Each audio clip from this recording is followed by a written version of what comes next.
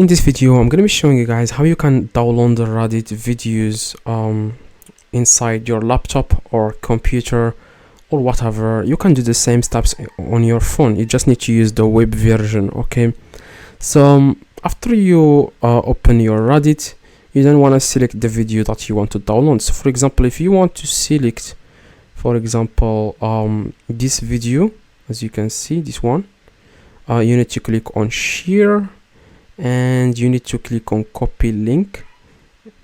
And after you copy the link, what you need to do, guys, next is I'm going to do that right now.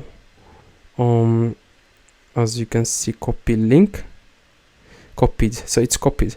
Now you want to go to your browser and you want to search for download Reddit videos. Okay, you just need to find a as you can see, let me check, download Reddit videos, and there are a lot of websites that will allow you guys to download Reddit videos, including this rapid save.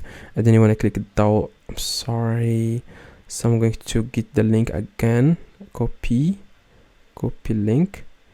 I'm going to paste that link here. I'm going to copy it again, copy link, copy link. Yes, this is the link. You want to paste it here, click download, and you want to click on download again.